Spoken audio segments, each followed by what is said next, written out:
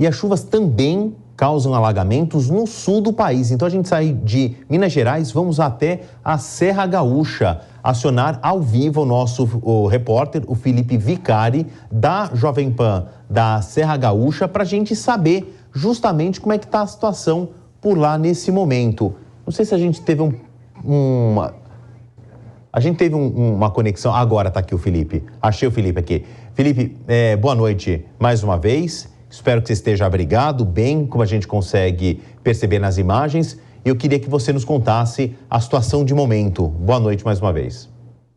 Muito boa noite, Marcelo, a todos que nos acompanham por aqui. Mais uma vez, infelizmente, o tempo, pauta nacional no Rio Grande do Sul. A gente passou por 2023 bem complicado com a chegada de ciclones e a gente percebe que esse início de 2024 também já chegou com bastante intensidade na questão da chuva. A gente vive nos últimos meses um El Niño extremamente forte e a tendência é de termos também o início de 2024 de chuvas intensas. Para se ter uma ideia, viu, Marcelo e ouvir, todo mundo que nos acompanha por aqui, uma típica tempestade dessas de verão acabou causando forte chuva em parte da cidade de Porto Alegre, a gente percebe nas imagens, em áreas próximas também à região metropolitana.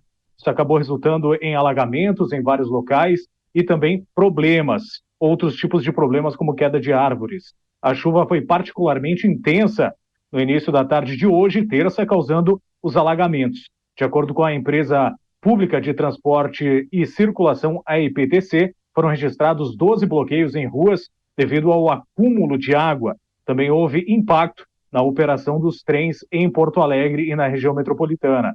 O intenso temporal foi resultado da conjunção entre calor e também umidade, após uma manhã de sol que chegou a 31 graus em Porto Alegre e períodos de muitas nuvens. Chamou atenção, Marcelo, e todos que nos acompanham, foi de fato a intensidade dessa chuva na manhã de hoje e também início da tarde. As taxas de precipitação instantâneas foram extremamente altas.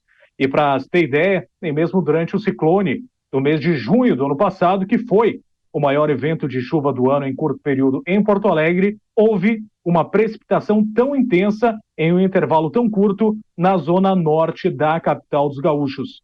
Somente na tarde desta terça, no início da tarde, foi registrado a metade da média de chuvas previstas para o mês de janeiro inteiro, e mês de janeiro que já é considerado um mês com bastante índice pluviométrico no sul do Brasil.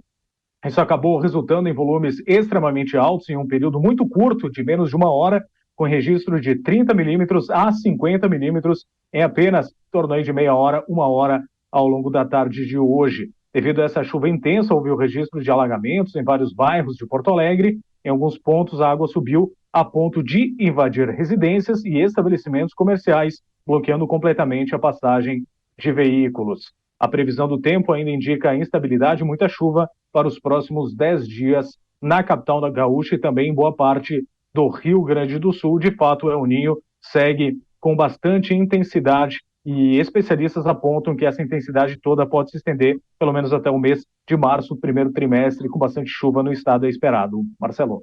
Obrigado pelas informações, direto do Rio Grande do Sul, de Felipe Vicari, da Jovem Pan Serra Gaúcha. Eu me despeço aqui do Felipe, eu queria colocar na tela o Vilela, para a gente falar o seguinte, né, Vilela? A gente estava falando de Minas Gerais, Rio Grande do Sul, e não vai demorar muito, não quero ser nenhum alarmista, mas nós estamos em janeiro. Começa a época de chuvas em São Paulo, na região dos lagos, no Rio de Janeiro, e infelizmente, de novo, não quero ser nenhum alarmista, mas acontece todos os anos, começam a chegar as informações e viram as notícias dos principais jornais do Brasil, deslizamentos de terra, alagamentos, com vítimas, pessoas que perdem seus automóveis, perdem bens, perdem casas, por situações que estão num cronograma meteorológico. Já se prevê e agora com aumento de níveis de chuva.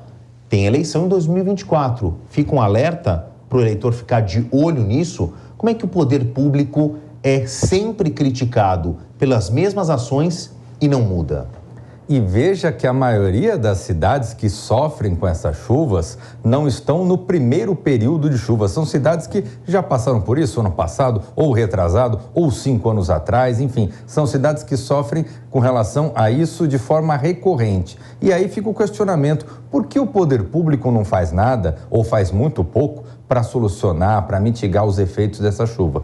E aí vem algumas questões. Primeiro, se trata de um investimento muito significativo e o poder público justifica que não tem esse dinheiro. Mas, muitas vezes, o poder público faz a opção de usar esse dinheiro com outros segmentos, com outras finalidades que às vezes são mais interessantes politicamente, como, por exemplo, uma tarifa zero de transporte, que é algo que fica mais evidenciado no dia a dia do cidadão, no dia a dia do eleitor. E é justamente, portanto, nesse período eleitoral que cabe ao eleitor fazer a avaliação daquele prefeito, daquele governante que eventualmente se dedica não apenas com aquilo que é muito visível, que é muito lembrado, mas com aqueles elementos que são necessários à vida cotidiana da cidade. Pois é, vou fazer um desabafo agora, não no papel de jornalista, mas no papel de cidadão. Eu já vi em mais de uma cidade, em diferentes estados, as placas assim, atenção, área sujeita a alagamento. Para mim, parece um lavar de mãos do poder público dizendo: olha, cidadão, morador, turista, estou avisando que se chover, aqui vai encher. Daqui para frente, o problema é seu. É minimamente inaceitável isso, né, Vilela? Exatamente. E aí a gente vê poucas cidades brasileiras que eventualmente investem nisso, seja na questão de piscinões, seja na questão de você melhorar a questão das encostas de morros, enfim, acaba investindo nisso. Talvez num primeiro momento o eleitor não perceba, mas os índices, ano após ano, vão demonstrando uma diminuição na condição de alagamentos e, acima de tudo, de mortes, de perda de vidas. Obrigado, Vilela. Daqui a pouco eu volto contigo.